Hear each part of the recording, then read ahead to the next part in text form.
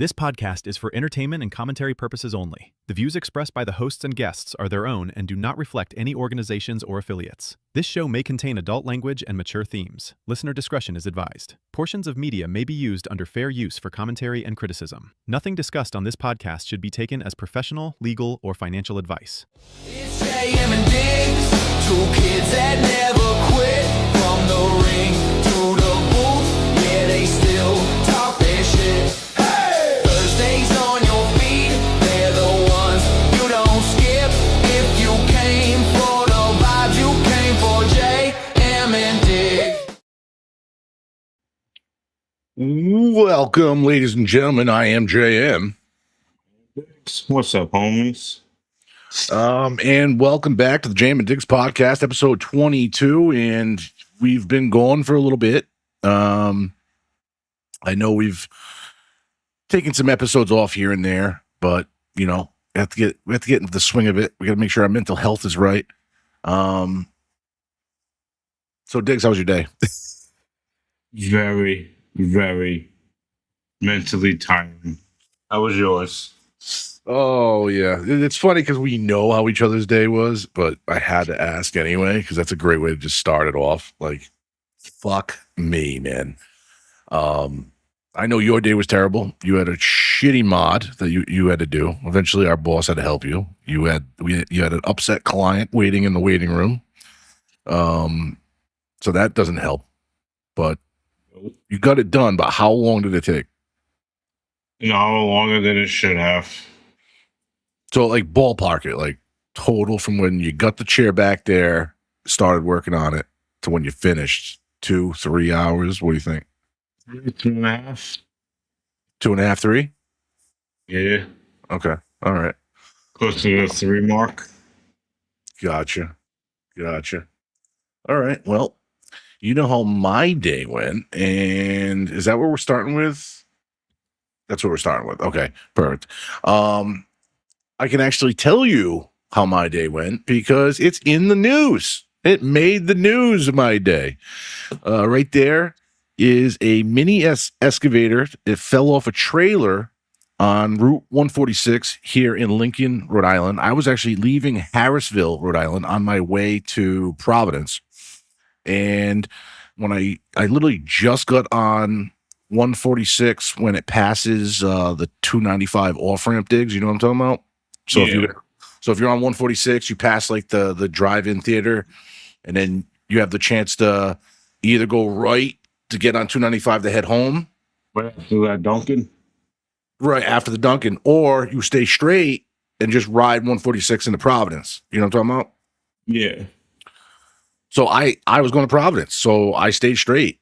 And I literally passed the 295. I passed all that. And obviously there's that median. So there's no going back. You know what I mean? You either take that side and go that way, or you're stuck on 146. So traffic was moving fine when I made that decision. I passed 295, and then all of a sudden traffic starts slowing down, and then traffic starts to pile up. And then it's just at a goddamn standstill, and we're not moving. And then it got to, and what was funny was, you know, I do this thing at work. It's probably not, I'm going to talk about it anyway, but probably shouldn't do this. But, you know, me and Digz work for this company. They're kind of weird about our breaks. So me and Digz, what we do is we both do the same thing where we set an alarm when the clock out for break, and we have another alarm that tells us when the clock back in for break. Even if we're not taking break, we clock out just so we remember. And so Digz, it was 12 o'clock when I got into this area. So I clock out at 12, and then I get into traffic, and it's just a standstill, doesn't fucking move. Eventually, we end up putting the fucking van in park in the middle of the highway because no one's moving. And I'm sitting there. All of a sudden, my alarm goes off. The clock back in from break. I haven't even moved. My 30-minute break was sitting on 146 South. So what I'm hearing is you are idle in your car. Hold on. Let me get there. That's actually funny you brought that up. But let me get back to that. So So yeah, so I'm sitting there. Time's just dragging. It's crazy. We're not even creeping up. We're just parked. In front of me is an oil tanker, and then in front of that is another tractor trailer truck. And it's so bad that the both these drivers of these trucks put their trucks in park. Like I was already in park. But I could hear the trucks go in park. You know, they got those air brakes. Yeah. So I could tell that they put their shit in park because it's just getting ridiculous at this point. They both get out. They're just having a straight 20-minute conversation in the middle of 146 South. Like it's just hilarious. Cars next to them, people rolling their windows down. They're talking to people in their cars. Like, and then it got so bad. Now we're crossing the 45-minute threshold of sitting here, right? It got so bad, dude. Cars turned around and drove the wrong way on the highway down the shoulder to get back to the last fucking on-ramp. And they were driving backwards off the highway, which is technically an on-ramp. That's how bad it was, dude. People were just fucking impatient and pissed. They're like, fuck it. I'll get a ticket, whatever. Like they didn't care. So it was an hour and 15 minutes total that I was sitting there. And then I drove by, and then that's when you see these pictures that Sanchez is putting up now. That's what I see. I see an excavator smash the shit, but what we didn't get pictures of, the news did not take pictures of, was the vehicle that excavator fell off of. That was on the dinkiest, most ragged fucking flatbed I've ever seen in my life.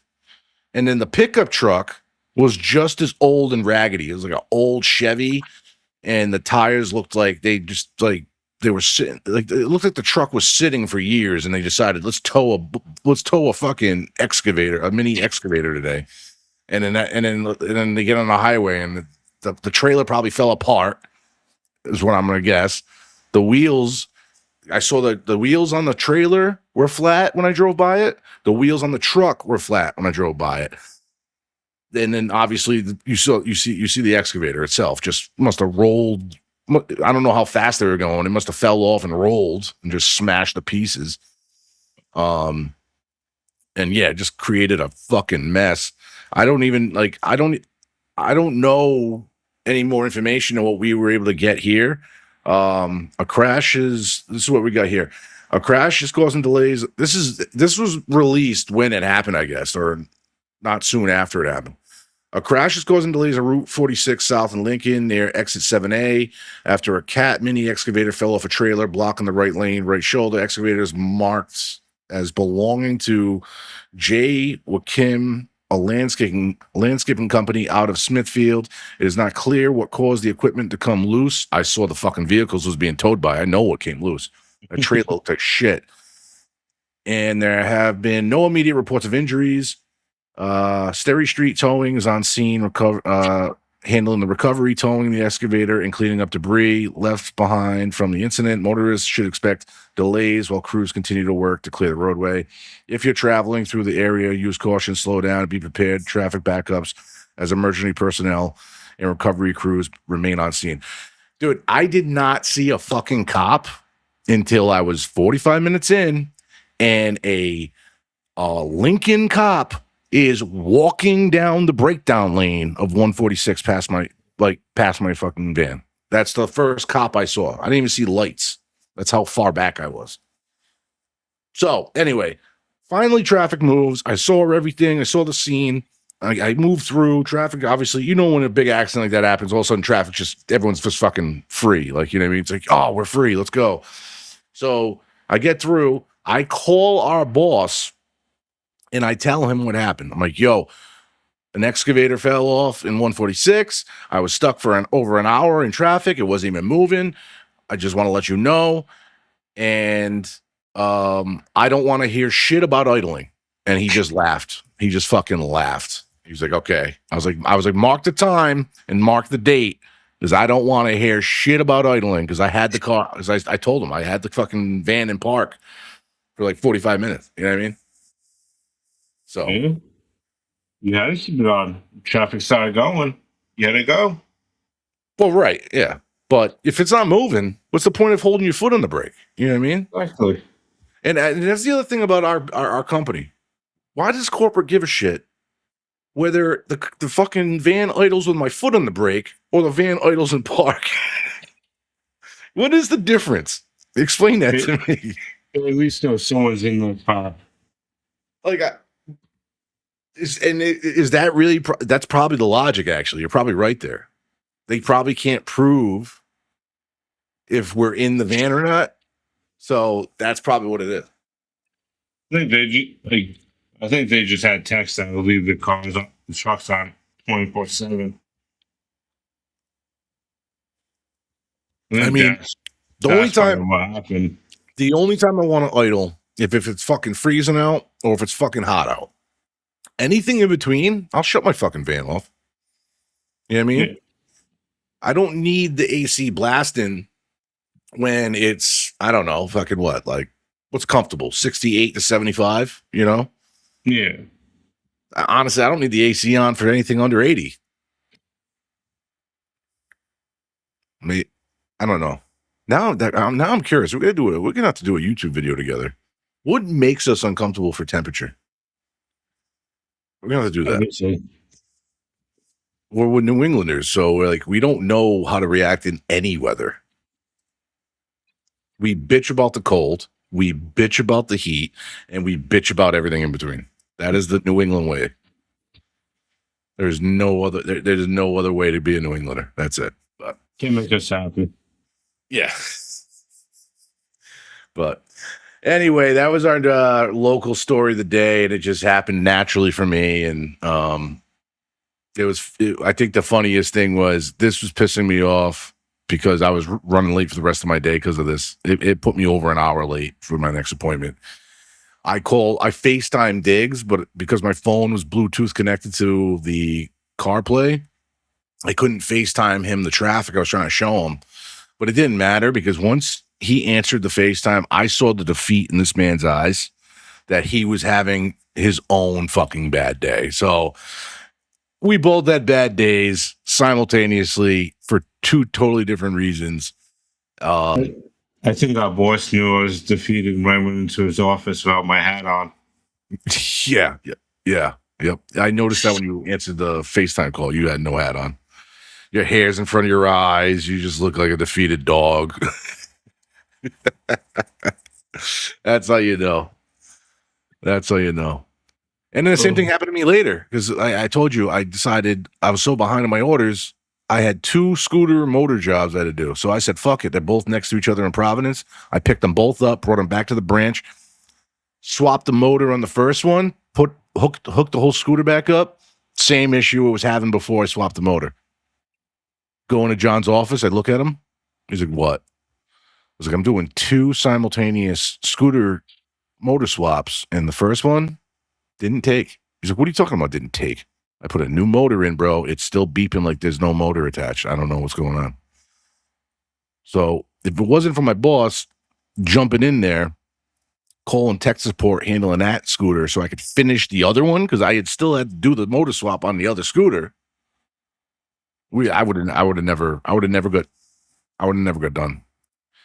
So, and then my last stop's close to home. So I called that client and said, hey, I'm sorry, I'm not going to make it today. Is there any way I can just drop it off to you first thing in the morning? And they were very cool and nice about it. And I can drop it off in the morning. So that was how my day went. Fun times. And also what's cool, I got to say, what's cool about the dude, I don't want to say clients' names. Yo, what's going on? I don't know what I want to call you. Is it Alexandra?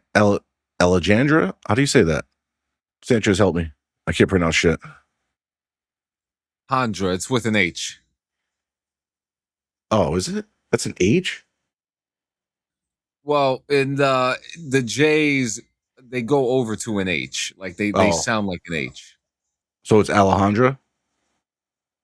Yep. Okay. Hi, Alejandra. Welcome to the stream. Welcome to the podcast. Appreciate you coming in here. Also, I just noticed Kevin said something earlier, but I don't know what he was referring to and what time that was said. So sorry, I missed that. But anyway, yes, Alejandra. Okay, we got that correct. Yeah, I don't know what the bottle of milk comment was about. There was nothing that you guys said that warranted him saying inside drinking a bottle of milk. Maybe they just wanted to come in and tell us what he was doing. What's wrong with drinking a bottle of milk? I didn't say there was anything wrong. Do you have anything wrong with it? No. All right. Well, shit. I don't know. Anyway. But yeah, we both had really a crazy day at work. My other issue too was like, all right, now I got out of work super late. It was like 6 o'clock. We do this podcast. Oh, we appreciate that. Thank you so much. And make sure you check out all the other Clean Sanchez Media podcasts throughout the week. We appreciate that. Thank you so much.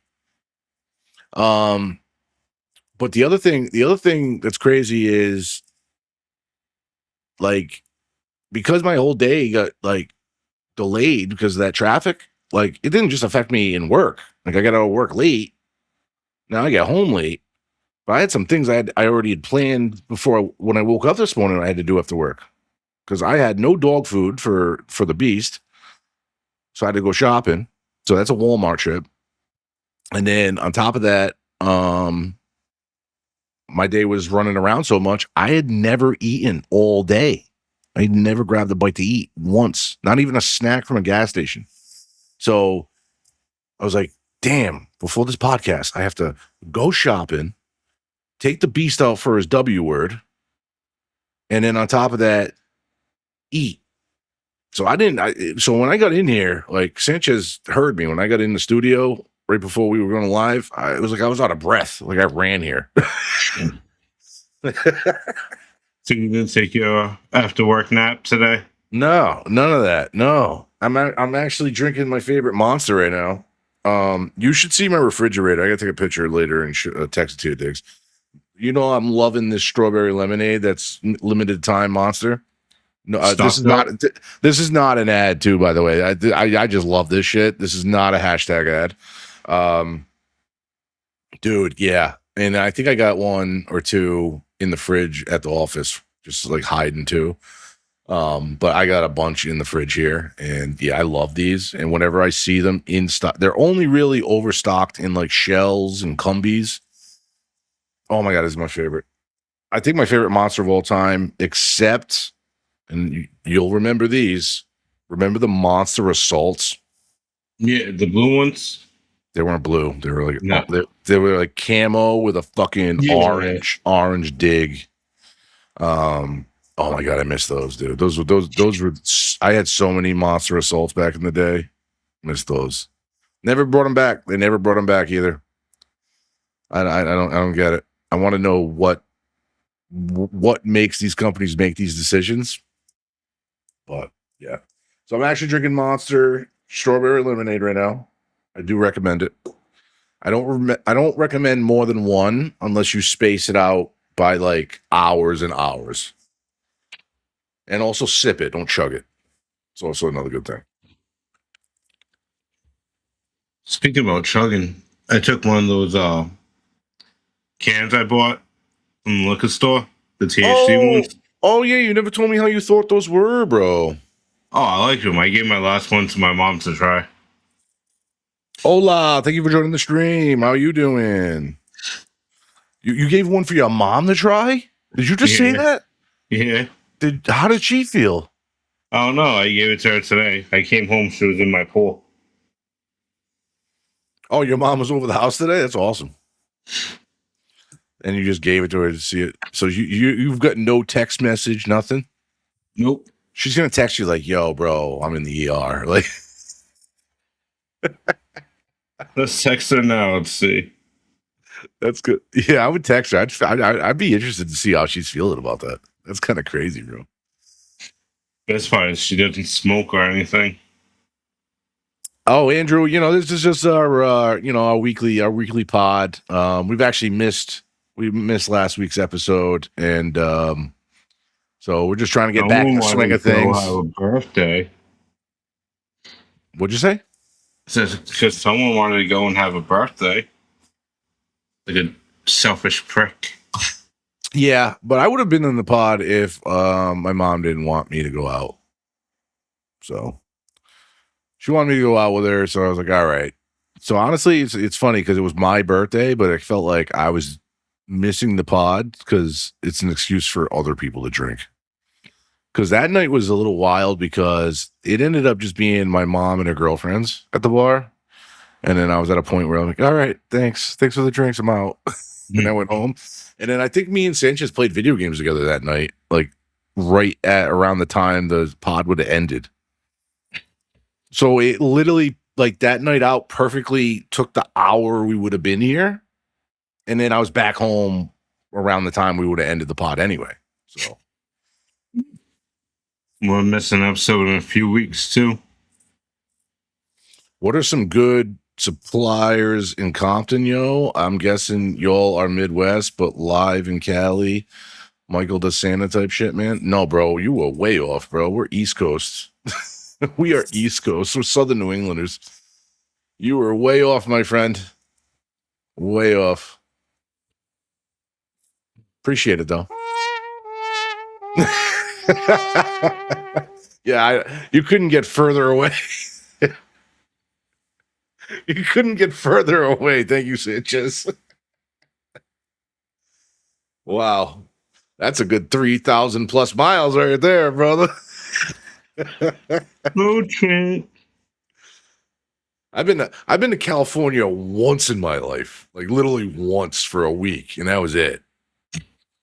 That was the furthest I ever went in my life. I've never left the country, also, by the way. Digz, where's the furthest you've ever been? Because you don't travel a lot, right? You've been to Florida, I know that. But have you been anywhere further than that? No. I don't think so. No, Florida's the furthest you've been? I think so. Gotcha. Do you have a dog? Because I have two. Yeah, I have one. He's sleeping right now. I have two. I did not say NYC, brother. We're from Southern New England. We're north of NYC. Yeah, New England's not. New England doesn't have New York. It's just next to it. You might get you might need to get my guy a map of the Northeast and how that works. Can we get this dude a slide real quick? He might be thinking that you're part of the. At like least one thing's right. You're part of the 13 colonies. Yeah, but dude, he hasn't even touched on the Boston accent, and that would have been wrong too. That's usually what we get the confusion of. Oh, you sound like you're from New York. And it's like, no, you sound like you're from Boston. And then we're like, nope, neither. Right in between, bitches. With a snapshot. Yo, yeah, me and Digz are from the small state in the United States. It's called Rhode Island.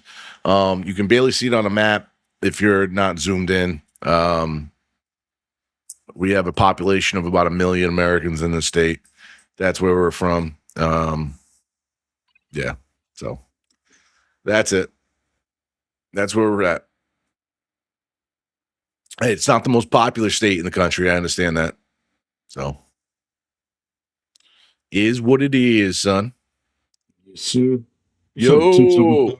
Yeah, what's up, Jay, bro? Welcome. Yeah, let's get into it. Yeah, top 100 NFL. What do we got? The first 75, you said, Sanchez, is up here? It's 100 to 73. Okay.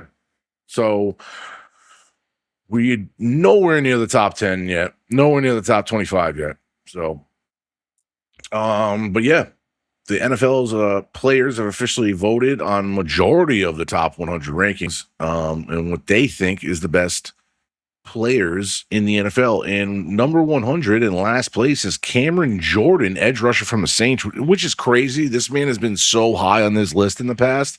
This is obviously going to hurt his ego a little bit to know how far he fell. 99 is Quentin Nelson, offensive guard from the Colts. 98 is Bryce Young, quarterback with the Panthers, which is crazy because he's had some up and down starts to his career, so I like to see that.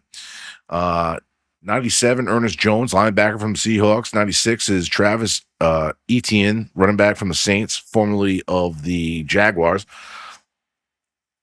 And then we got Demario Davis, linebacker from the Jets, taking the 95 slot. And 94 is Creed Humphrey, center from the Chiefs.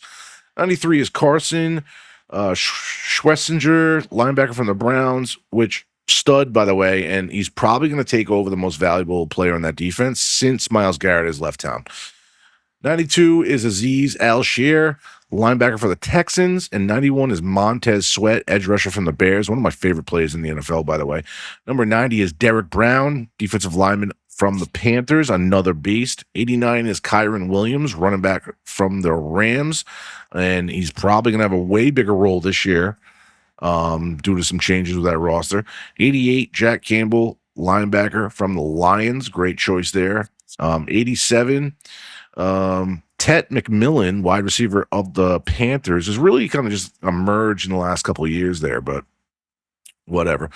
This is going to be a tough one. 86 is Tuli Tupulotu, if I'm getting that correct. It's an edge rusher from the Chargers who also has recently just emerged in the past year or two. 85, Brock Purdy, quarterback for the 49ers, getting 85 slot. Honestly, I think he would have been a little higher if he didn't have the injury this year, but you know what? Shout out to Brock Purdy for getting on the list. 84 is Byron Young, edge rusher from the Rams. 83, Jeffrey Simmons, defensive lineman from the Titans. 82, Jalen Ramsey, DB for the Steelers now. And this man has been moving teams over the years, so it's kind of hard to keep track of him. 81 is old man Bobby Wagner, still on the top 100 list, holding it down, and he's a free agent at this moment, but yet still made the fucking list. Isn't that fucking crazy, bro? Bobby Wagner, bro, fucking stud. But yeah, he's pushing that age where teams don't want to take a shot on him unless they need depth. You know what I mean? Yeah. And number 80 is A.J. Brown, wide receiver, newest addition to the New England Patriots, but former of the Philadelphia Eagles. That trade just happened in the offseason. 79 is Travis Kelce, tight end of the Chiefs, and congratulations to Travis Kelce, just having the most obnoxious fucking wedding in the history of all fucking mankind. I appreciate you just doing that and taking over the whole day. Who the fuck gets married at Madison Square Garden and takes the whole day away from everything else going on in the world? Like, I've never seen anything like that in my life. So he had a bad season last year. Fuck, we'll see what his season does now, but there it is. 78 is Josh Sweat, edge rusher for the Cardinals. 77, Baker Mayfield, quarterback of the Bucks. And man, I thought that was disrespectful. This man should have been higher.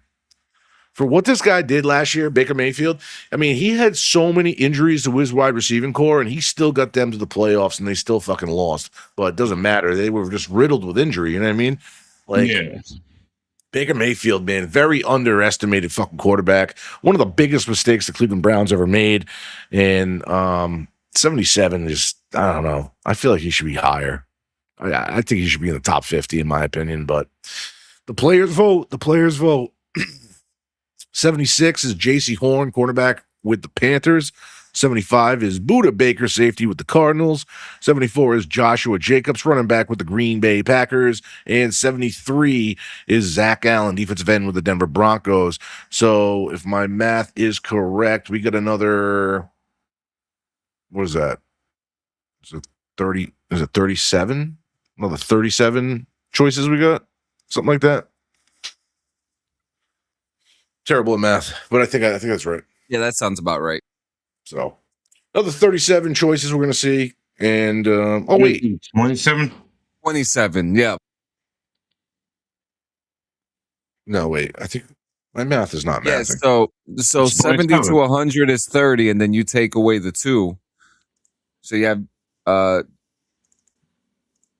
1, 2, 3, 70, 71, 70. Yeah, it's 27. Okay. So I was off. I was off by a lot. Okay.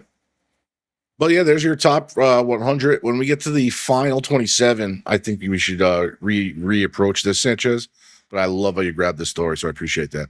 We'll do the top 27 the next time when all those are completed. I want to know who number 1 is before we hit that. But yeah, I think they're getting released every couple of days. So probably by the time next week comes around, it should be finished. Maybe. Yeah, I think they do like so many picks every 3 days or something like that. Or it could be different now, actually, because I haven't had cable in a long time. This used to be a show you'd watch on NFL Network. Yeah, I think that's what I read correctly. It's like every 3 days.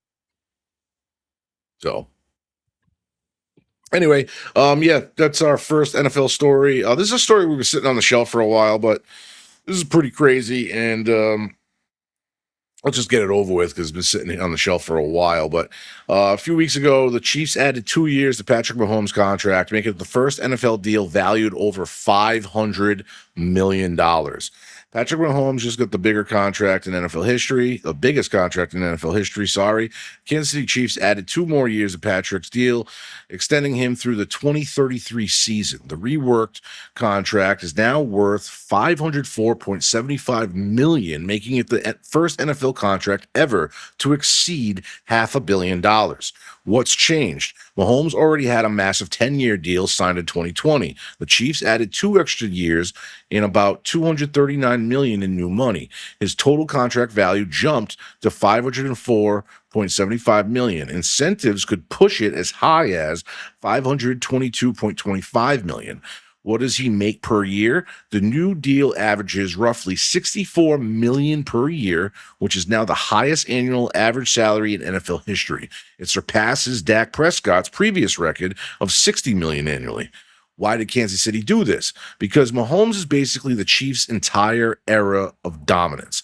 They have guys that are getting older, Travis Kelce being one of them, that will not be around, but it's gonna be Mahomes as long as he can stay healthy. Who's going to carry this franchise into the future? Since becoming the starter, he has 5 Super Bowl appearances, 3 Super Bowl championships, multiple MVP awards, 7 straight AFC Championship game appearances, turned Kansas City into the NFL's modern dynasty. And it's absolutely true. For 20 years, we saw the Patriots dominate. It's the Chiefs era, and it's been the Chiefs era since that is ended. The Chiefs want to lock him up long-term before quarterback salaries continue to explode, which is happening very fast, very rapidly. So I actually think adding the 2 years and adding the extra money is super smart because salary caps are going to be going up soon. So that's going to make every salary kind of ridiculous. And for any of these NFL franchises that are in cap trouble, they're going to have issues signing these franchise quarterbacks. Great example, Digz, our New England Patriots. We no longer have Tom Brady giving us hometown discounts. When Drake May's due for a new contract, Robert Kraft is going to have to bend over and pay, and it's the first time he's going to do that probably since the Drew Bledsoe deal, and that blew up in his fucking face because Tom Brady showed up the next year. So, yeah. That's coming up, and that's what's happening. So the interesting part, the timing surprised some people because Mahomes is currently recovering from a serious knee injury suffered in the late 2025. Despite that, Kansas City showed complete confidence in him by handing him this record-setting extension. The headlines say $500 million contract, but that doesn't mean Mahomes gets a $500 million check tomorrow. It spreads over years, includes guarantees, bonuses, incentives, salary cap mechanisms. Still, it's a huge statement that the Chiefs believe Mahomes is worth building the franchise around until he's about 38 years old. One fun comparison, Mahomes' contract value is now larger than the entire payroll of some professional sports teams. That's how valuable elite franchise quarterbacks have become in the NFL today. So it just shows you that smart money management, you have to take a risk. I think this is smart, even if you don't have Mahomes for the whole 10 years. What's the worst case scenario for the Chiefs in this? They have him for 5 years and he starts to decline rapidly and they have to find a replacement. Okay. Well, there's some guarantees in there, but there's also a lot of incentives and bonuses that you don't have to pay him. One of the biggest is probably like a roster bonus. That'll probably help them get recoup a lot of money that is part of this contract. So, I think it's a great move for the Chiefs. I do.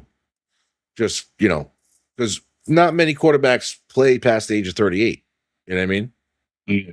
Like Tom Brady was like a rare anomaly. Who else? Joe Flacco, but he wasn't like a high performing starter.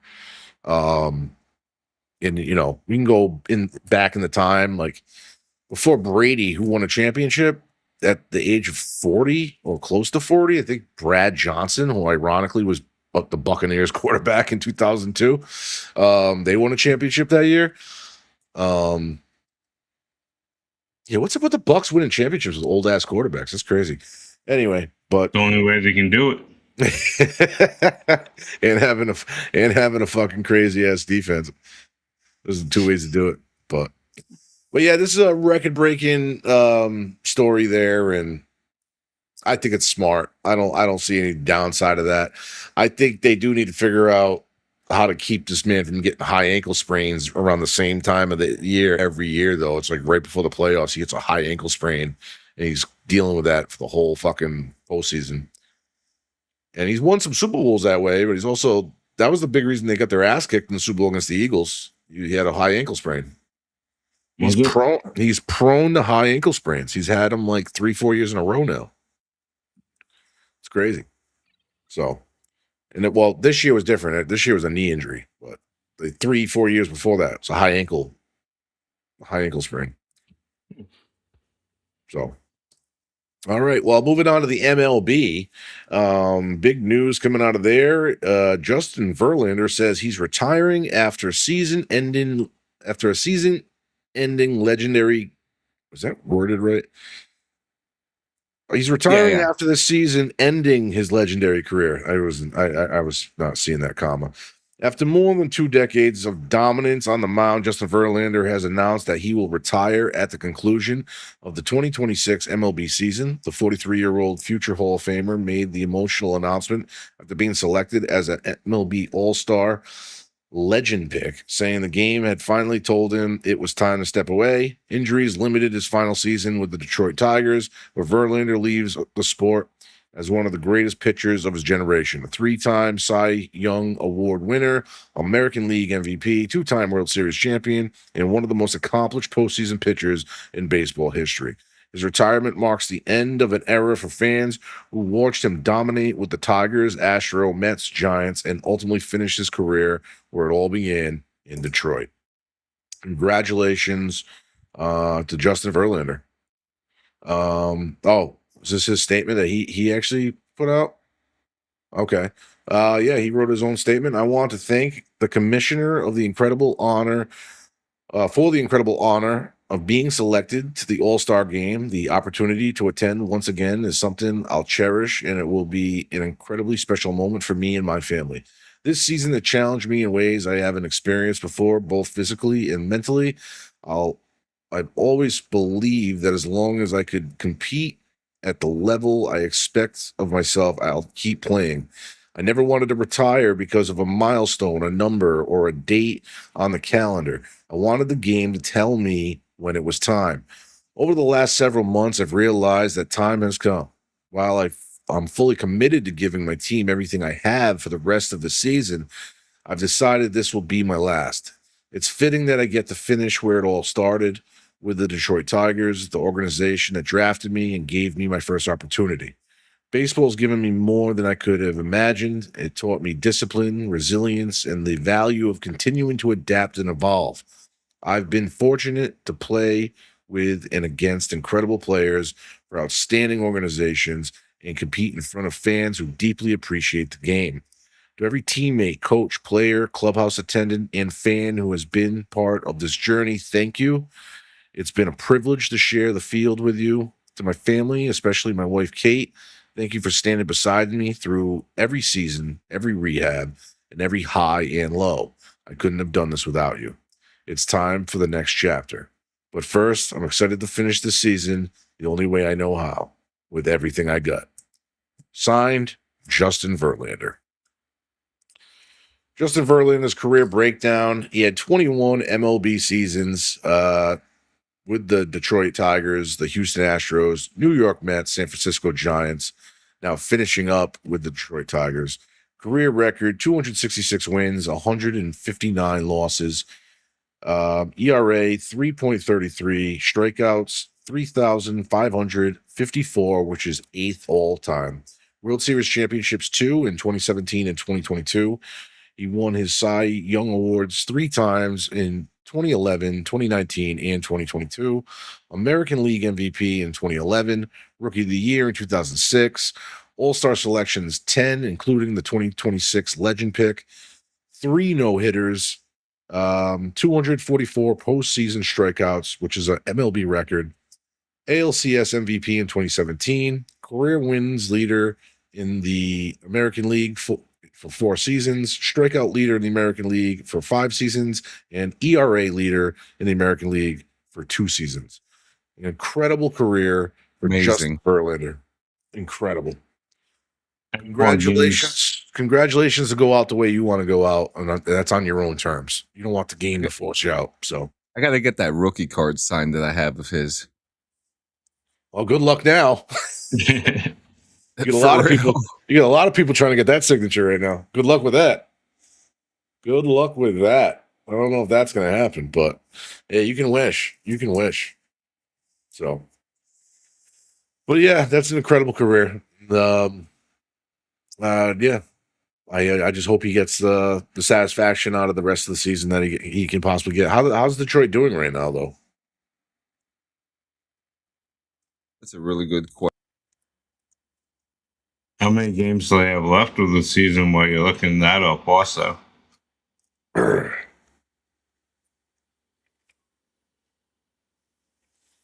Sorry about that. They have until October, so the whole thing is just happening, up until then. So they still have plenty of games.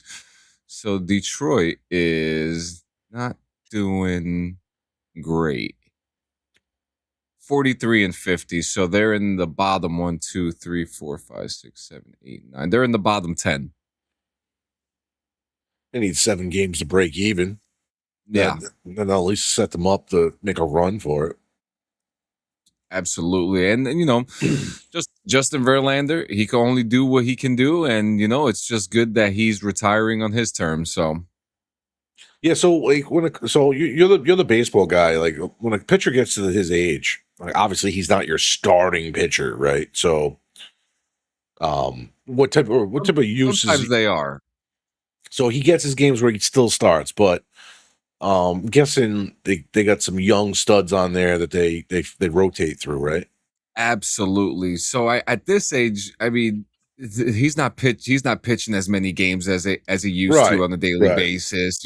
Probably doesn't need to practice as much. He's a veteran at it. And at this point in his career, and you see this a lot with pitchers, you don't see many reaching this age, and this 21 years is not major anymore. They do 5-10 years and then that's it. They're injured and they're done. But not, but there's still some out there like him that's still have the grapefruits, as some would say. But also it's probably an asset to have them in the clubhouse because like you can use them as also a player coach for the younger talent that you got on the roster. Yeah, and he was good for the team. He was always positive. You always want a positive guy on your team. He was married. He's married to a famous actress too, so I'm sure that helped his career. Well, not the careers being helped because of that, but like having that as part of your life is and being private about it too is another thing too. You don't really hear about anything that goes on with that family, and that's really good. You want, especially when you're in this caliber of athlete at this point, but yep. I wonder where we're going to see him. Is he going to be another guy that's going to own another trading card company, or is he going to be a sports announcer? I'm curious to see what happens after this. To Kate Upton? Yeah. Huh. Did not see that one coming. Okay. Baseball players get top-notch picks when it comes to wives, dude. They get top-notch picks. I think who really made that famous though? That was definitely, I think the greatest baseball player to date had to be what's his name from the Yankees? Mickey Mantle when he was with Marilyn Monroe. Right, but that was years ago. Yeah, that was huge in that era. You're right. That was huge, but I'm talking about recent. A-Rod there. A-Rod. Oh yeah. Because Alex. If you go through his list of relationships, it's like he dated Hollywood. I'm dead serious, bro. Like he went through like all the top like actors of his time. He was dating His models. His face looks very Botox Hollywood too. Yeah, he kind of fit in with that group. I think he was dating J-Lo at one time. It's crazy. But I think all the New York Yankees have at one point. Madonna, Kate Hudson, Cameron Diaz, Tori Wilson, engaged to Jennifer Lopez, and Dayton Jacqueline Cordier. Yeah, dude, listen to that. That's crazy, bro. And his new girlfriend is Megan Hayden, a private fitness coach. Dude, that dude put together 2 incredible resumes. One was his MLB resume, and then the other was his fucking dating resume, bro. The guy's going down in the Hall of Fame. He's gonna get another jacket or another ring, whatever. That dude does it, man.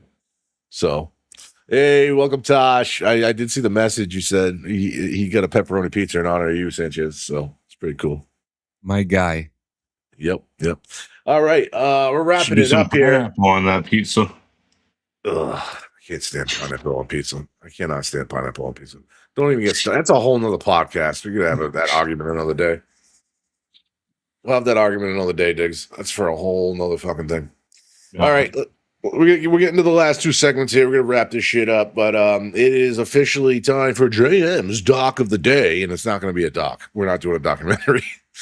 I had literally dove headfirst into the world of Landman, and this fucking show is absolutely incredible. I'm enjoying it so much. I got through the first 2 seasons in like 4 days. It's created by Taylor Sheridan, who's just killing fucking television right now, and it stars Billy Bob Thornton, who's obviously a legend. And Landman is a neo-Western drama series created by Taylor Sheridan and Christian Wallace that follows the high-stakes, ruthless world of the West Texas oil boom. It explores the lives of wildcat billionaires, roughnecks, and corporate fixers, focusing on crisis manager Tommy Norris, which is played by Billy Bob Thornton. The plot centers around Norris as he navigates land disputes, environmental crises, cartel conflicts, corporate power struggles to keep his company afloat. And that's as much as I'm going to say without spoiling it for people that have not seen it. I think the incredible aspect of this entire thing is the development of Billy Bob Thornton's character. And then let's see here. His son, Cooper Norris, is a great character as well. And he's actually getting into the oil business at the same time. And there he is. And then he starts from the ground up in that business. He becomes what they call a worm, which is like a greenhorn on an oil team. And he has to learn the hard way. And then shit goes down on this dude's first day. And that sets the story for Billy Bob Thornton's son, played by Jacob Loveland, that plays Cooper Norris. Incredible. I love the back and forth between the stories of these two, and then they connect obviously because they're father and son. And at points of the story, it seems like they're going in different directions, and then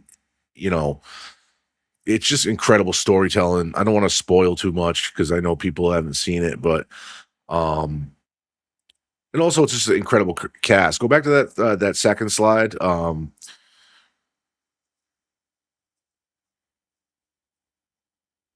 Right there, yep. So Sam Elliott is in the show. He plays Billy Bob Thornton's father, TL Norris, but you don't see Sam Elliott till season 2. That character and that story is not even introduced until season 2. So for them to bring in a heavy hitter like Sam Elliott, his voice just speaks volumes to me. And they use his age in such an appropriate way. And season 2 starts in a way where the man's broken and he's in a nursing home, and you just see the guy just at the end of his life. And I think the greatest storytelling is in season 2, just what between Sam Elliott's character and Billy Bob Thornton's character. I think the two of them together on screen as father and son is actually fucking something that it's like a good surprise, you know what I mean? Like a good surprise, a good dynamic that you didn't expect. Especially in that Western Texas atmosphere. They both fit in very well. Billy Bob Thornton, you know, this whole show. So Taylor Sheridan was recently on the Joe Rogan podcast, and he actually was asked by Joe Rogan about Landman. He's like, yo, man, like Billy Bob Thornton, man. He was like, this is Joe Rogan talking. He's like, Billy Bob Thornton, man. He was made for that role. And honestly, Taylor Sheridan's like, well, yeah, he was made for the role because I wasn't writing the script unless Billy Bob Thornton was on board. That's what Taylor Sheridan said. Taylor Sheridan called Billy Bob Thornton and said, I got this idea. I want you to take your bad Santa character and I'm going to write you to be a boss of an oil company.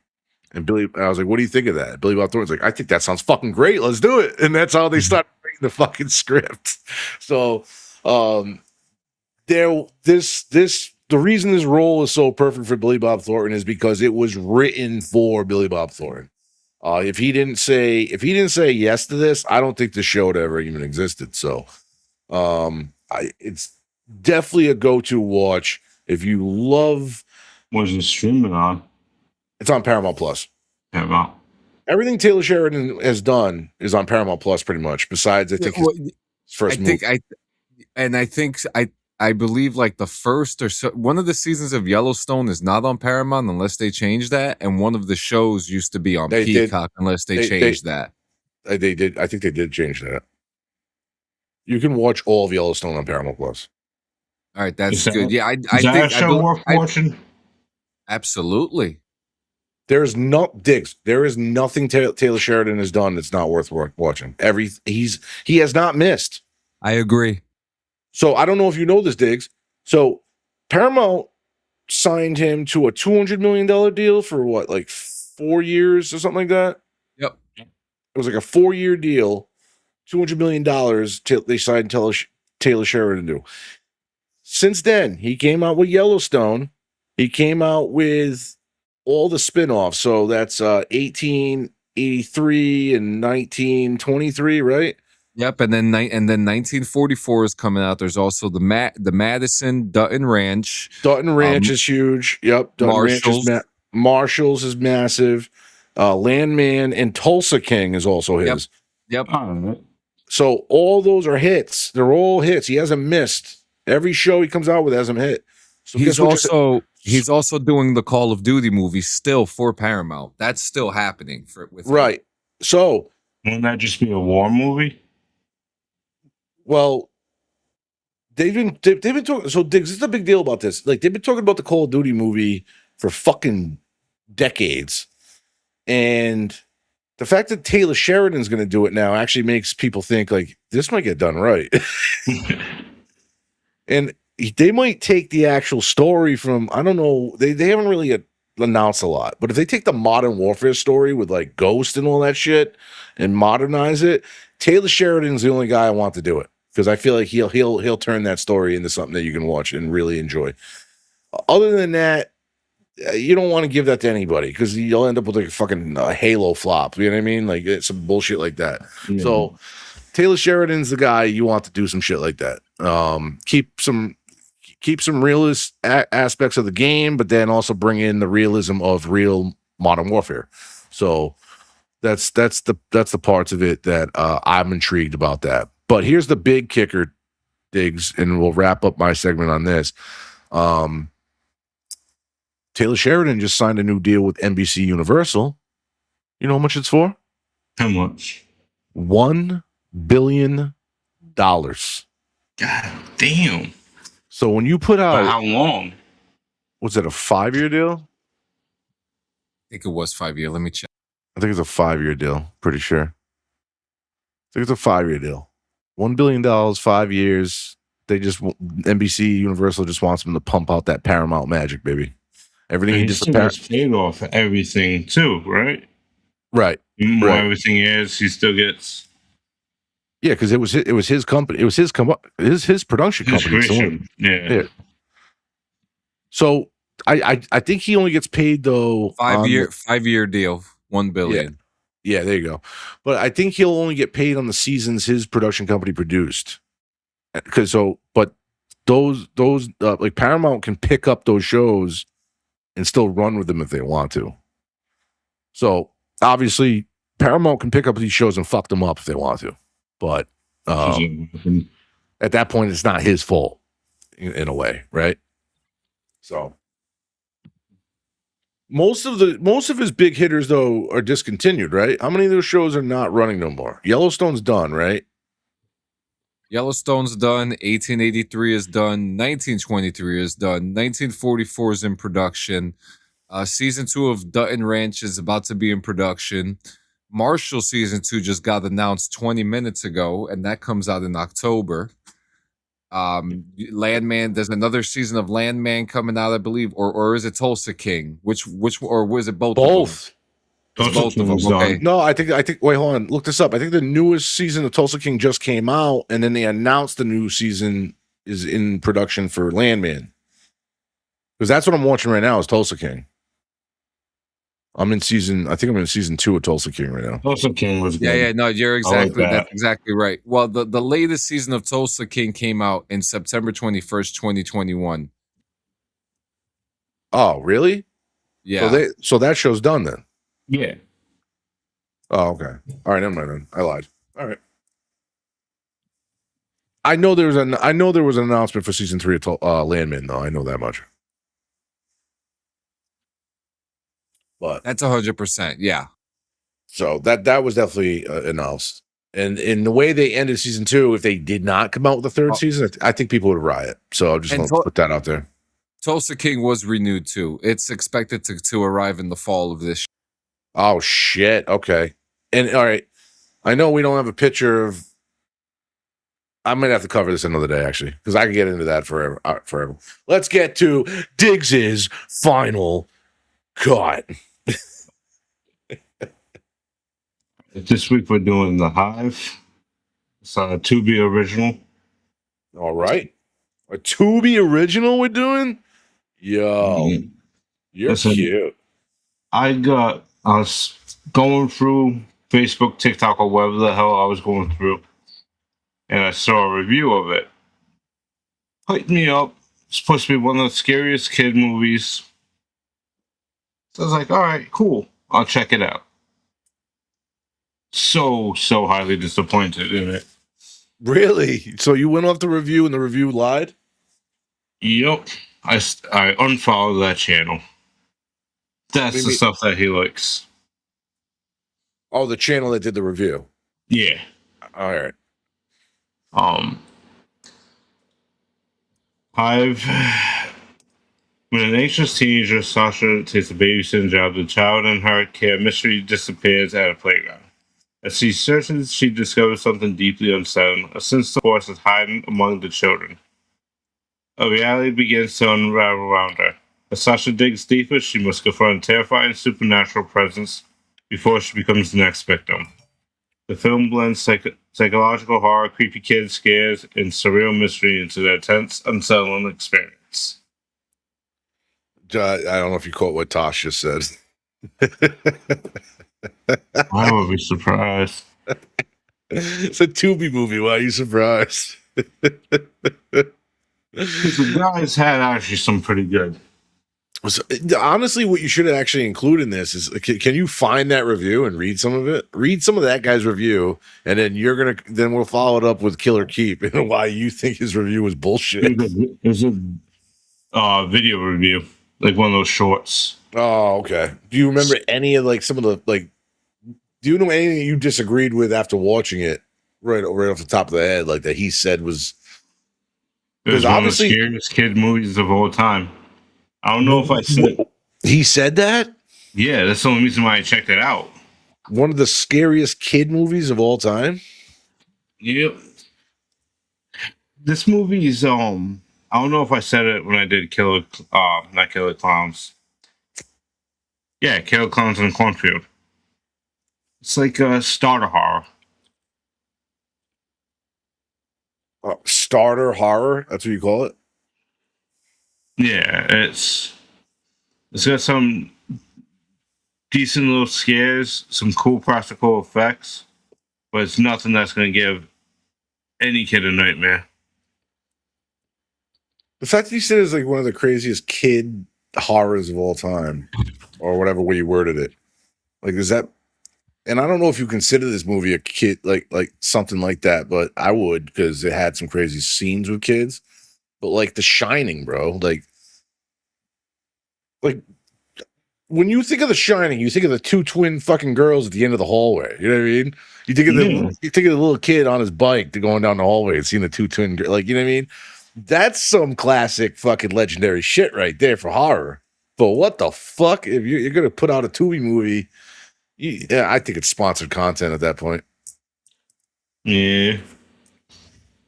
Listen, the guy had good reviews on a lot of decent movies. Okay. So when you say it's one of the scariest, it kind of got your interest. Like, all right, let's go. Let's try it out. But immediately just disappointed you. Yeah. I can picture the inner kid in Digz crying that he had to see this crap. Not just the inner kid. The grown adult is crying because I watched it. He's like, Digz is watching this shit looking like, damn, bro, if this shit was good, I'm gonna get another tattoo. Well, this sucks. The only thing that saved it is I was watching it during work. Oh, there you go. Here's a good question, too. Do you think the atmosphere you're in, though, when you watch movies like that will dictate how you feel about the movie, or no? Depends. There's some, like, I'll spend a lot of time in this office with the light off watching the movie. And that's obviously before our boss gets there. Yeah. But, like, if it's something like I've seen it 100 times. Has anyone ever came in early and scared the shit out of you when you're doing that? Sarah. Nice. Love it. I'm watching a horror movie. What are you doing?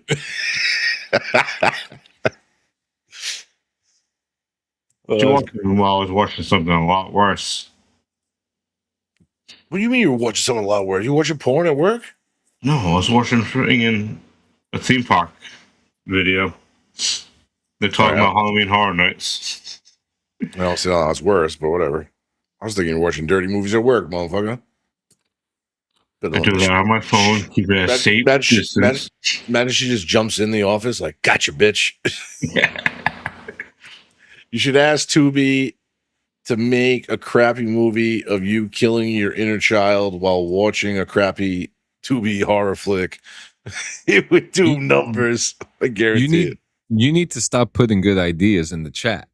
Yeah, no shit. You gotta keep that shit to yourself. You gotta keep that shit to yourself. You do realize Netflix has moved to Jersey, bro. You can just pitch those ideas yourself.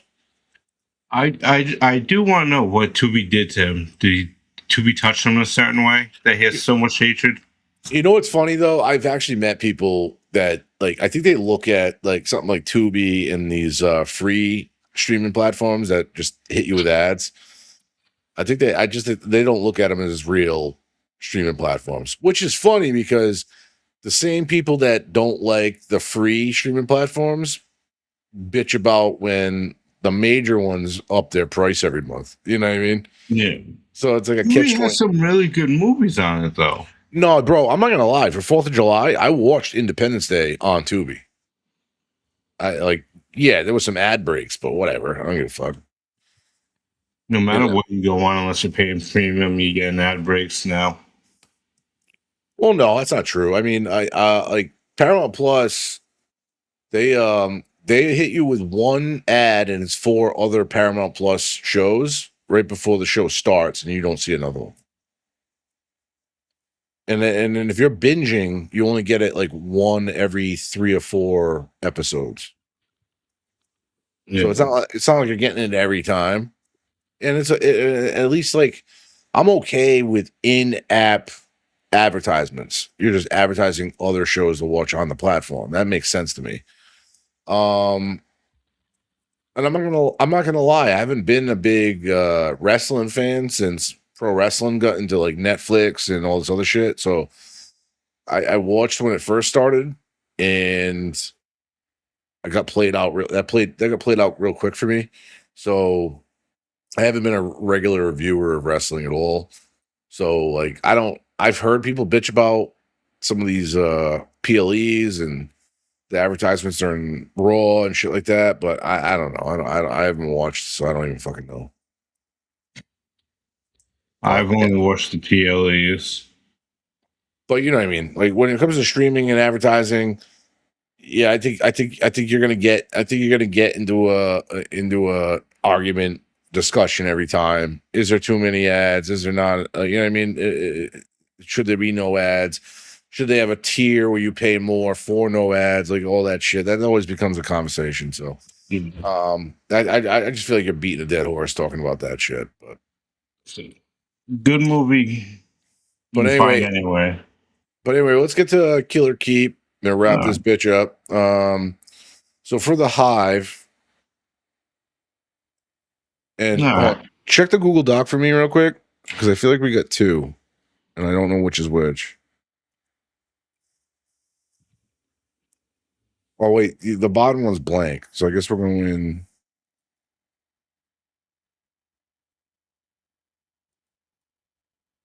The one on the bottom's old. The one on the bottom's old.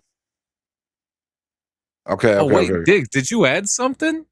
Yeah, I think someone didn't scroll down and realize there was more down there. The only thing I added was to the bottom of my list of movies I covered. No. Look between Digz Final Cut. Okay. Someone added Killer Keep between that, before the Killer Keep logo, and then after the Killer Keep logo is where Killer Keep usually is. You see what I'm saying? Yeah. It was repeated. I wonder if whether it was copy and pasted, if I doubled it, or if it was or the both of you were doing it at the same fucking time and not paying attention to each other, or one day after the other, or whatever. This might be a me thing. I'll investigate. Anyway, well, just for future reference, now we know. But all right, Killer Keep, Hive. Here we go. Creepy atmosphere, Digz. Would you kill or keep? Go. If they did right, I'll keep it. I like the idea of it. Okay. The psychological horror. Would you kill or keep? Same with the atmosphere.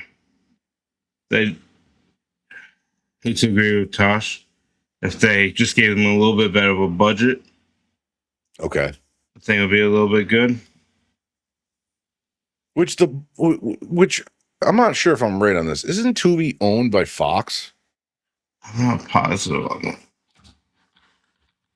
Like, I think people think Tubi's its own company, but I think Tubi's owned by Fox. It's by Fox.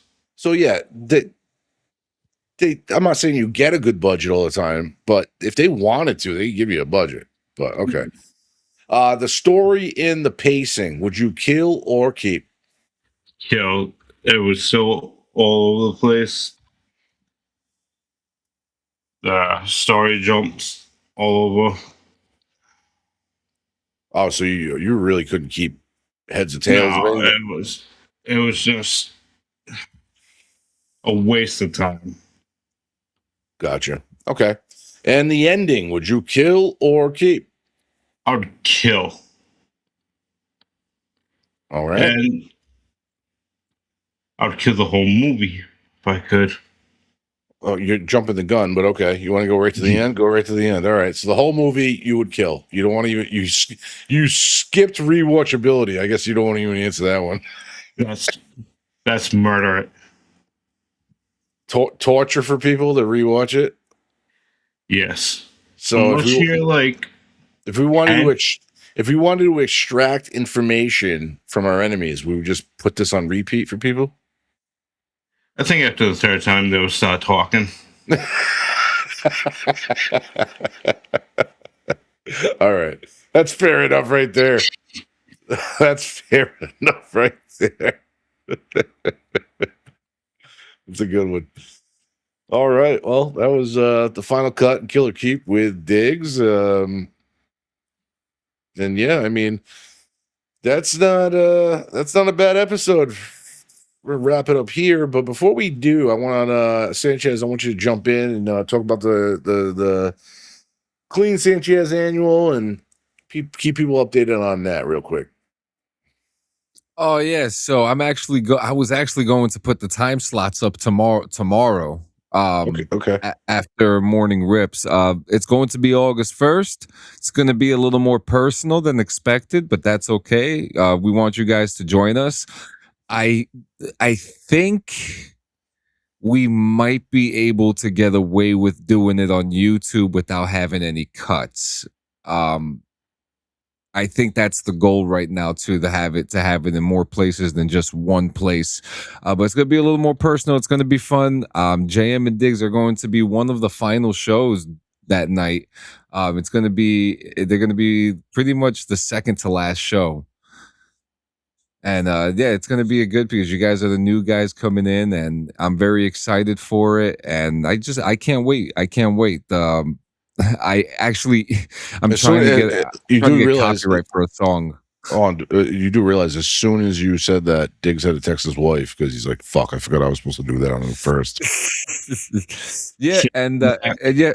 Don't worry, we gave you the evening night slot, so it's gonna be good. It's gonna be fun. It's gonna be fun, and the goal is next year to try to do it in person. Yep. Okay. All right. A year to plan is pretty good for that. A year to plan. Yeah. Whether it's in New Jersey, New York, Hawaii, Boston, it's gonna be somewhere. It's gonna be like wow. It's probably wow. Yeah, we got fucking slated, bro. Holy shit, we got canceled before we even fucking debuted. You guys are so small. I don't even think you guys got a VFW. Oh, we have plenty of VFWs. What are you talking about? The whole state's alcoholics. You're out of your mind. We got VFWs everywhere. Rob is gonna beat my ass for that one. Yeah, he's gonna be like, dude, I could have. He'll probably tell you like, oh, I can go to fucking 12. What are you talking about? Oh yeah, but we're very excited. It's also gonna be the Clean Sanchez annual debut of Tune In and Tube Out, so that's gonna be very fun. But I'm not gonna be hosting that one that night. That one, actually, yeah. Don't call us the new kids on the block. That's true. Frenchie and Nicole are. They are the new kids on the block. They're gonna be making their debut with Tune In and Tube Out. We're 22 episodes in, baby. This is Evan Smith out here. We're running these fucking yards. We're getting these touchdowns. We're killing. Yeah, it's funny because me and Frenchie are about to go ham because we have to do reviews of like 4 different shows right now, and we don't know how we're going to release them periodically yet. So stay tuned for that. But yeah, the rest of the time, guys, the Clean Sanchez annual is going to be fun. It's a celebration of small content creators and small podcasters, and we want you guys to be there. August 1st. Times will be revealed, I think, tomorrow. Nice. All right. Look forward to that. Yep. All right. Well, I appreciate everybody, obviously, producer Clean Sanchez, and of course, my co-host Digz.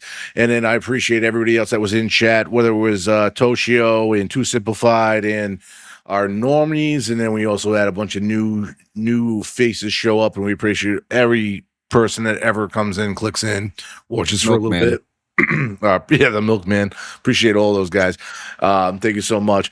Make sure tomorrow morning you check out Morning Rips. You'll also check out BRVG, 7 p.m. Eastern Standard Time on Saturday. And then make sure you check out Tito. So are you doing it on Sundays, or Tito's kind of all over the place right now? It's kind of all over the place right now. So just keep an eye out. An eye out for Tito. Just keep an eye out for Tito. DD214 still on Monday? Yes, and I'm hoping I think we're going to be coming out with a side quest show for DD214 soon.